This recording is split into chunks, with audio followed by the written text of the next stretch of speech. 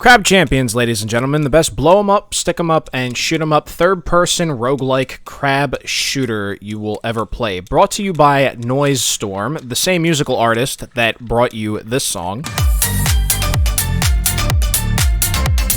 In all honesty, from trailers that I have watched previous to the April 1st launch, I wasn't exactly sure what to expect other than the fact that this clearly is a gimmick. However, this is the best gimmick that has been turned into a video game in a long time. And considering this is a gimmick, I was expecting the price to be about $20 or $30. However, it is currently sitting on sale until April 8th, 2023 for $8.49, and then going back up to its regular price of $10. It is currently in early access, but again, for a gimmick, this is the best game I've ever played as far as gimmick video games are concerned. So I immediately fell in love with this game upon pressing play in the Steam client, and as soon as it loads in, it immediately drops you right into the main menu, which is a level unto itself. This contains the various weapons that you can unlock, as well as access to the multiplayer mode, single player mode, as well as a little navigational course that you can jump around, and even a little target practice skullhead dummy that in-game turns into one of the enemies that you have to fight and kill. And in all honesty, for $10, this game looks incredible. The recording that you're seeing right now is filmed at 144 frames per second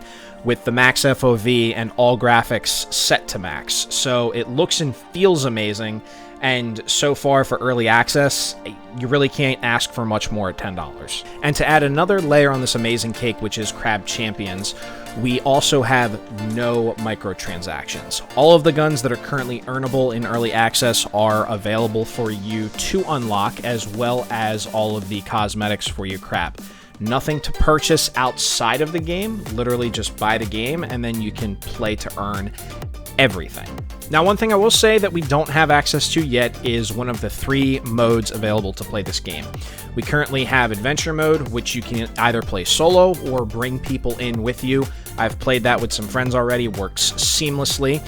There's also multiplayer mode, which is one-on-one. The one we do not have access to right now is racing mode. So as of April 2nd, a day after it's come out, we're still waiting on that, but racing mode as of right now is not available. So enough about the overall game, let's jump right into gameplay. So, when it comes to what to expect out of Adventure Mode, when you jump in, you're going to have 3 levels broken down into 10 different stages. You're going to have 4 combat stages, followed by a shop stage, 4 more combat stages, 1 more shop stage, and then a boss stage. Once you beat boss in level 1, you're going to progress to level 2 and then start the process all over again. As far as controls are concerned for combat, everything is very simple and straightforward. With your mouse, right button is zoom in for aiming in third-person mode, left click is fire naturally on the keyboard, spacebar is jump, WASD for move, E for interact, R for reload, F for melee.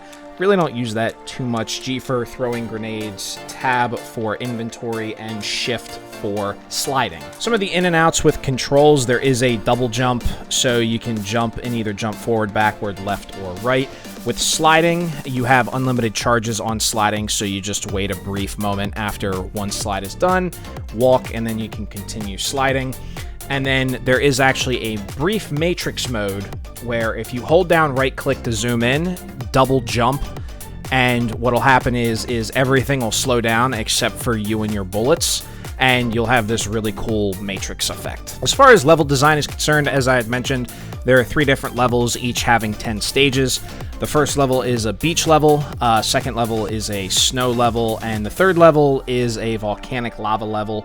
Right now, those are just clones, more or less, of the beach level, but nonetheless, they still look really good. Again, this game is in early access, so there's huge development coming for it. Speaking of early access, before we get into build paths and the roguelike portion, here is the entire development map of this game. So go ahead and pause the video, and I'm going to run Wii Shop music for 5 seconds while you look at it, or hit the pause button.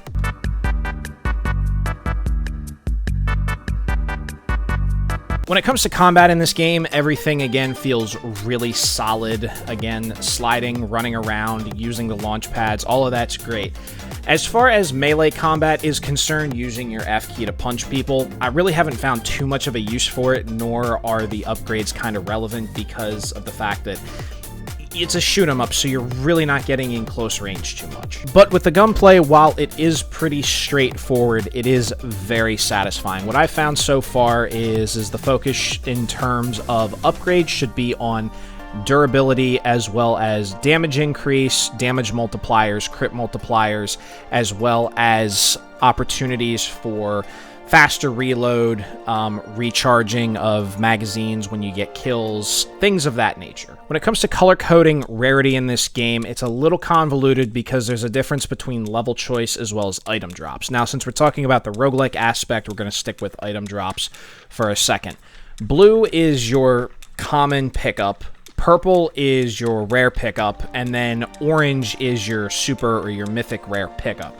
Red is mixed in there somewhere, but the kicker with red is not so much that it's a rarity, more so that I found it's a trade-off, where if you get a red drop, what you're getting is like high damage, but then high damage in exchange for taking more damage from enemies. Things like that. So when you're in a shop and you see like a red drop, that's going to be more of a trade-off rather than a buff. And as far as the mechanic of the items existing is concerned, one huge quality of life change that this game has made compared to other roguelikes is the text is a big font with every buff laid out plain and simply.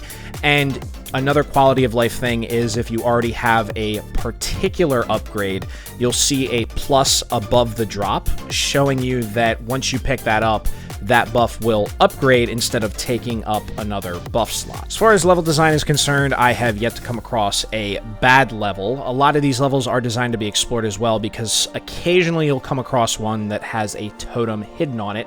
However, I have yet to find a totem worth putting effort into because most of them are spend a certain amount of your health for a 25% chance to get a drop, or spend X number of crystals for a 25% chance to get a drop. In-level totems, with the exception of the totems in the shop, are not worth pursuing yet. We're going to have to wait and see what they do with the game in the future. Speaking of buying things, let's talk about the in-game currencies very quickly, and they've done a very good job with these. There are purple crystals and there are keys. Purple crystals are used inside of runs to get items from the shop, as well as totems occasionally, and keys are collected and used to unlock additional weapons inside the main menu. How purple crystals are collected are simply by defeating enemies, or if you have a treasure chest that doesn't have any buffs that you like, you can instead break down one of the buffs to get purple crystals. And as far as keys are concerned, keys are collected by either defeating bosses and / or defeating the final boss at the end of an entire run. As far as navigating the shop is concerned, the first thing you want to do when you get into that level is go off to the right and go over into the healing garden, I guess you could call it. And then behind that, there are some purple crystals that you can shoot, and you'll get some purple crystals to spend at the shop.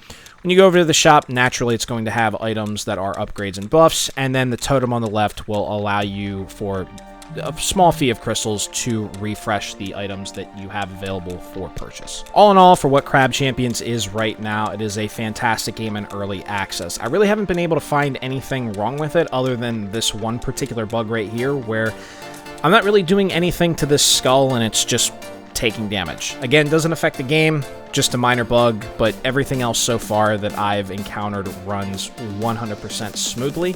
I didn't want to use the actual soundtrack because I wasn't sure of copyright, so I have a Monster Cat license, so naturally I just used the Crab Rave song for this. But currently I would rate this at an 8.5, maybe a 9 out of 10. Once we get more content as well as the racing mode and things start rolling out, I think this has the potential to be an even more amazing game than it already is. Well guys, as always, I'm Remote Night Owl, and we will see each other again real soon. Have a wonderful day.